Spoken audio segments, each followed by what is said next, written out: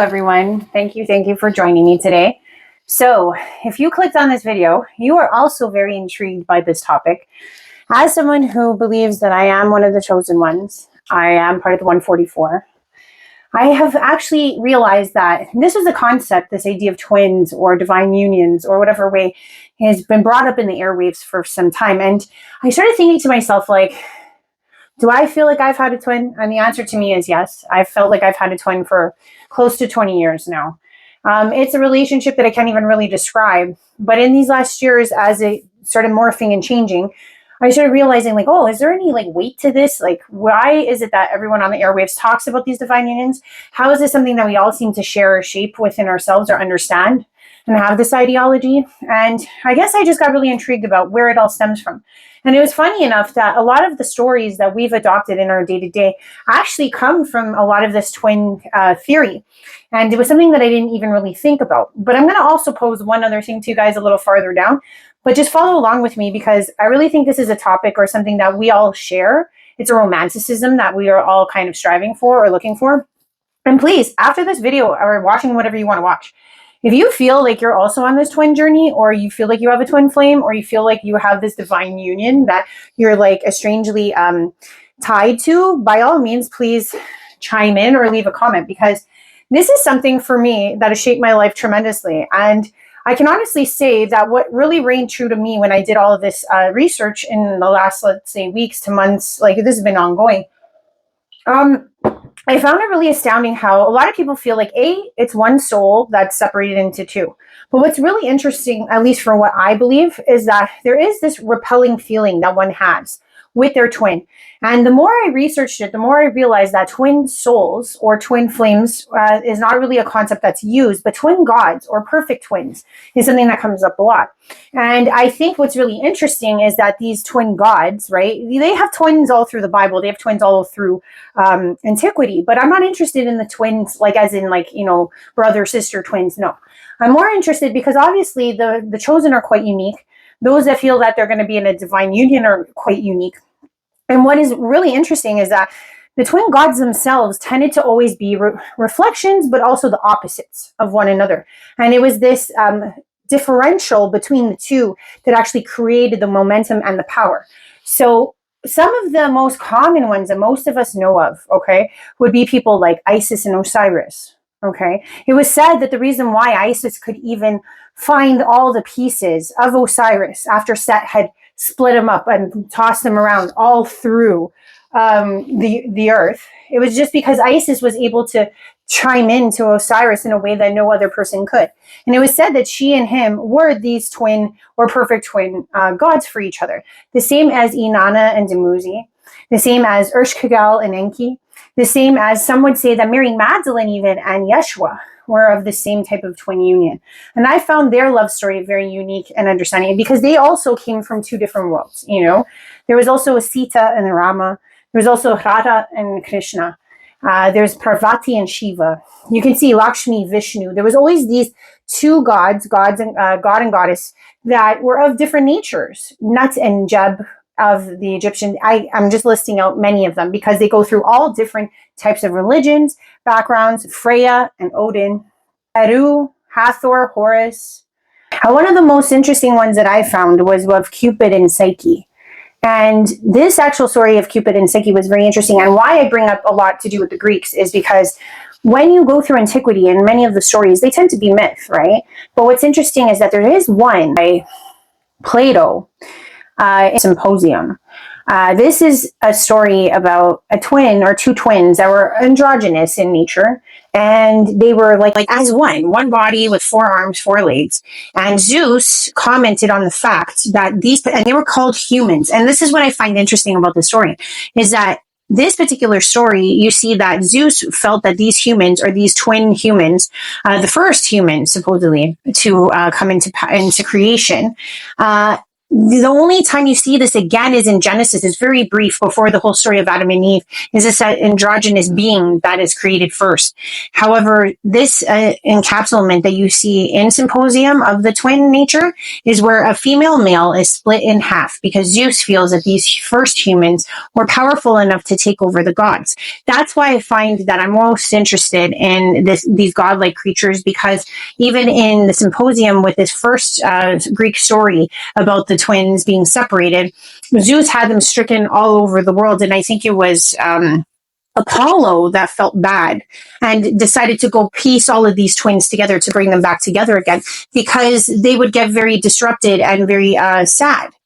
Now, the reason why I'm bringing this up is because, like myself, I've always felt for some time now that I've been on a twin journey. And I always wondered if it was because of this story, much like Symposium, where, let's say, for example, there are those of the chosen. And the reason why I also bring this up is because in Matthew, in the Bible, there is this passage where God says to Jesus that he would command 72,000 angels to come down to Jesus's rescue should he need it. And I always found it interesting that the 72,000 times 2 would equal the number 144. Now, I know that the chosen were seen as humans that would follow the Lamb wherever he went, but it gives this feeling of like the 144 being of a protective nature or just being totally immersed and involved in Jesus's ways. But it made me think, what if the 144 are these split twins, the 72,000, and they are strewn across the world, and only with their, their stylistic nature, meaning like their repelling nature to each other, would they ever come back together? They may be very much the same in how they function, how they act, but they might have totally different outlooks on things. And the reason why I say this is because it goes back to the story of Cupid, right? And Psyche. Now, the story of Cupid and Psyche, which I found very interesting, again, these twin gods, later found in France, is the story of Beauty and the Beast. So there is this thing, if you've ever watched Beauty and the Beast, that story is based off of Cupid and Psyche. And it's interesting because Beauty, right, being the soft-natured woman that she is, she's highly intelligent, she reads all kinds of books, she's not the generic form of woman, especially at that time in France. And then here's the Beast, who seems more vulgar in nature, right? Who seems more curt and rude and malice. However, their love for books is what unites them. So there is this understanding that the twins, even though they might repel each other because of their first onset natures, there is this inner nature that only they would share together, that they would know and recognize within each other, right? So I always found this very interesting as I've been reading all through these years. And it was much similar to a lot of these different characters that I mentioned. Some even said that it would be similar to Yeshua and to Mary Magdalene. And I myself have always felt like Yeshua and Mary Magdalene would be the representations, and I feel like I'm saying this for all of these twin gods, they would be the representations of the female and masculine nature. And even in the same instance of Mother, Father, God, let's say. But also to say this, because Yeshua is the embodiment, of, let's say, the masculine, but I think also Yeshua had both. And I also feel like Mary Magdalene had both at the same time too, because she was a very strong female. Like what I would say about Mary Magdalene, because people call her a prostitute. And I mean, really and truly, the word prostitute, especially in the older Jewish tradition, was a woman of the city state. She was someone who spoke out of turn in the city state. And that's really what the word prostitute translates to in the etymology in ancient Hebrew. Now, she would have been a woman who was designated in the state of her time, and she would have had to speak in the city, which would have made her a very strong individual. She would have had to go to court. She would have had to purchase wares for her estate, etc. So this would have made her both masculine and feminine. Okay, it would have made her different. It would have made her very much so different than most of the women that Jesus would have ever encountered. And even in the same way, you have to understand that Mary Magdalene was by his side, provided that he was this renegade. He was this man. I mean, he was the king of the Jews, right? But at the same time, because of the Romans, he was seen as this, this treacherous renegade. And she stuck by his side, even knowing that all of his male counterparts, his apostles, were not very fond of her. Were not very fond of the fact that she was first in command to Yeshua. She was someone who would have carried his lineage on, and she would have been somebody who was able to watch him die. You know what I mean? So you have to understand, the same as like Isis and Osiris. Like Isis would have had to go to great lengths to get Osiris back in the pieces, all from Set. So there's these stories over and over again that you see with these twin gods. And my ultimate favorite of all time is Ershkigal and Enki. Now, you have to understand Ershkigal and Enki, because the twins don't necessarily have to be lovers. They can also be twin gods, right, of opposite nature. She would have been one of the netherworld, and he would have been one of the middle world. And then their sister Inanna, like Inanna and Dumuzi, would have been another set of twin gods, but that would have been of the astral, the heavenly bodies. Whereas Ershkigal and Enki would have been here. One would have been of the netherworld, which was Ershkigal, and Enki would have been in the Middle Earth. And there's this beautiful story that I read years ago, because I'm such a fan of the Anunnaki, and I always felt like this story brought tears to my eyes, because there was something about it, and who knows, like maybe in some past life that was one of my embodiments. But there was a story where Ershkigal knew that she couldn't stay with Enki. They were such close brother and sister. They loved each other so deeply. And there came a time where she knew she had to soulfully evolve. She had to morph out of her, let's say, childish rights and move into her more adult placement. And that placement was to go to the netherworld. And you see in the story of Inanna going to visit Ershkigal in the netherworld, you would have to do 7 torturous gates to get to the netherworld. So when Enki was separated from Ershkigal, he could feel the pangs, he could feel the pain. He couldn't stand being away from her because of their connection, how strong this twin flame connection is, or how strong this twin god connection is, even though they are repellents to each other, because one of it is of the netherworld and one is of the middle world. They're totally different worlds, right? But he was so adamant about going to be with her that he went through these treacherous 7 gates just to see her again. And it was at the lengths and the ends of the earth that he had to go. We're talking huge stretches of expanse, especially for a time like that. However, the Anunnaki would have been of a godly right in their own right, of the Sumerian nature, and he would have been able to get to those lengths maybe a little faster than the average bear. But it still would have been very treacherous for him to go through those 7 gates, much like Inanna. But at the same time, the reason why I'm saying it would have been easier for Inanna was because she was more of a, an astral or heavenly queen. Whereas Enki would have been of Middle Earth, more human based, so it would have been harder for him to do this. And then Ershkigal would have been in the netherworld, so she would be more devoid of that humanly connection. So it would have been really sad to be received in a different way. So he knew that he was taking such a huge jump of faith and leap of faith to go see her again. And when he finally got to the netherworld, she was still the same, and she just wept tears of joy for her counterpart, her perfect twin. And she did understand, though, that it was so hard. She didn't want to leave him. She hated the fact that he even showed up, because she had just spent so many years just getting over him. And then at the same time, when he shows up again, she has to let him go and grieve that all over again. But the thing was that she knew that her place was in the netherworld, and she couldn't return to the Middle Earth, even though she loved him so dearly. And I always found that story brought tears to my eyes, because as someone who lives in this earth, who knows of like the heavenly abodes, knows of heavenly love is so powerful. It doesn't matter if it's through time, space, or history. It doesn't matter if it's of this, our species, other species. Love commands everything in the universe. So I always was so intrinsically interested in this idea of the twin flames. I myself believe that I've been on a twin flame journey for some time. God introduced my twin at a time I must have been like 22 years old.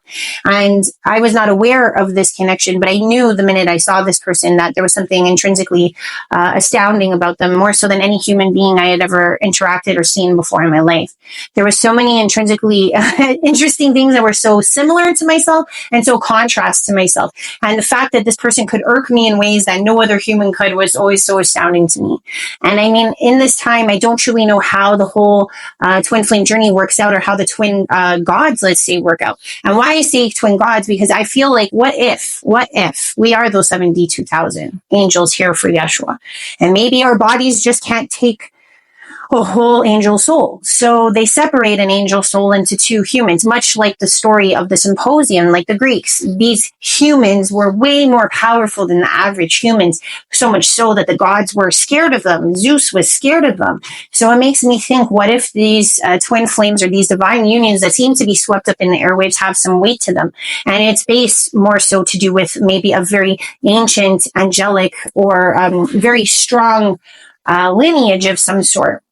that the person holds. So they can't just put this one soul into one body, so they must split them.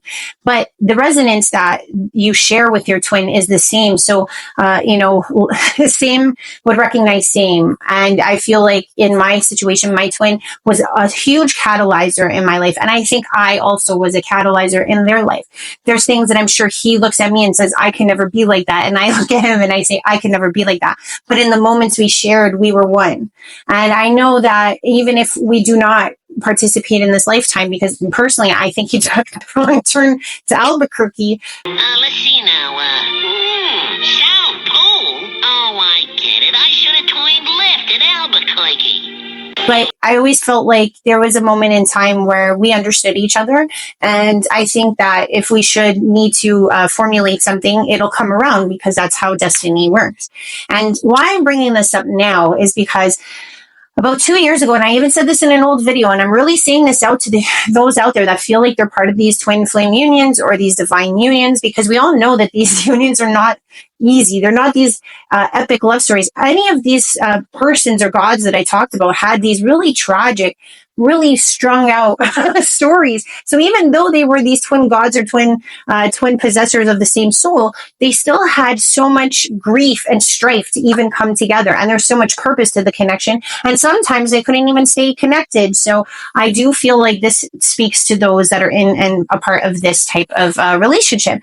But why I'm bringing this up is because 2 years ago, and I put this in a video, but I didn't understand truly what it meant until now, because as I've evolved as a soul, as I'm somebody who, much like I'm sure my twin has been, we are, self-evoluting and getting to a place where we can become whole, both female and male, and resonate within oneself.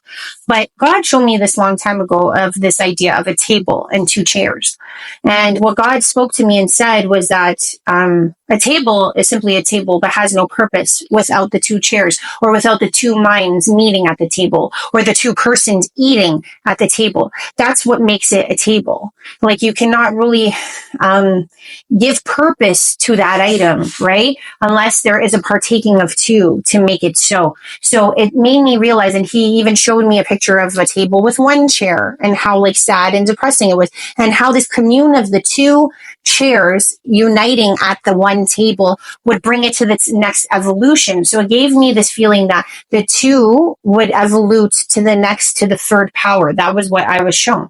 And I know this may not make sense to many people about what I just explained. I wish I could put a visual up for you guys, but it was from the communion of these 2 chairs uniting with the table, meaning that the communion would only exist if the 2 united at the same table to share in a meal, let's say, together, that they would elevate to the 3rd, meaning perhaps the Holy Spirit, or to the 3rd power.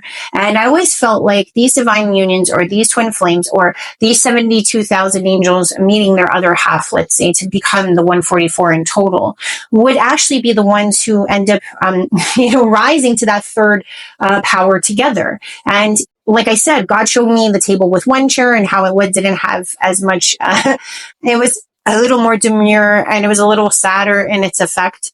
And then when the 2 chairs were under the table and this communion could take place, that's where the power came, was this communion of the 2. So I feel like in 2025, at least from what I've been motioned by Spirit, is that these communions, or these meetups, are going to start happening within this year. I believe within now until 2027 or so, because it's like these communions have to take place in order for certain bigger projects or expansions to take place. And I just wanted to come on and share this with you guys, because I myself feel like I'm participating in one, and it doesn't matter. Your twin could be separated from you right now. You could be launching off into your own self-expression. You could have catalyzed because of something they did for you or didn't do for you, or they're like I said, there's this 2 magnets, like one's the north, one's the south pole, yet there's still 2 forces that can repel each other at times and that can attract at times. So I feel like that this is the only person in your life, if you are part of this dynamic, that could do that to you, that their push and pull, their ebb and the flow also contributes to you. So I feel like for myself, I've also been very grateful to have this person in my life. And I feel like they equally, even though we've never really communicated this to each other. But I will say that as much as I feel like I don't understand where they are in their life, I'm sure they don't understand where I am in my life. But I know that they are perfectly exactly where they're supposed to be. And I am exactly where they're supposed to be. And there's never this feeling of like, sometimes there was this feeling of competition between the twins, and you will see this with some of the more ancient Greek brother god twins. But I really feel like there should never be any type of, competition. And I truly feel that it's more important for them to unite. So if you feel like you're in competition with your twin flame or with your divine partner, that may be a common idea. One would be more easygoing, and one would be more hard-headed, etc., because you're always in this ebb and flow, fluxing type of energy until the two of you level out. Because we're in a dualistic world, so we can't be the same, right? We'd have to be this opposing force to each other in order to catalyze to the point that we come to this beautiful medium ground. So whatever your journey is with your twin, I just wanted to share this. This could be we could be the 72,000 twins that are the 144 and that are here to shape the world for Yeshua's entrance. So I just want to share that. But I also feel like Yeshua, should he show up, his twin, which would be Mary Magdalene, some could even see her as there was always these ideas of maybe she was Sophia Pistis or the Gnosis. There was this feeling of like, there's always been these airs of like who and what she was. But at the same time, she would be the divine feminine, which would have been the divine mother aspect of Yeshua. So that's all I wanted to say about that. If you do feel like you're part of something like this, please message me, because I'd like to learn more and share with everyone else. And until then, please like, please share, please subscribe. This was just a hypothetical. Don't get it twisted. I'll come on for the next one. Love you lots. Bye.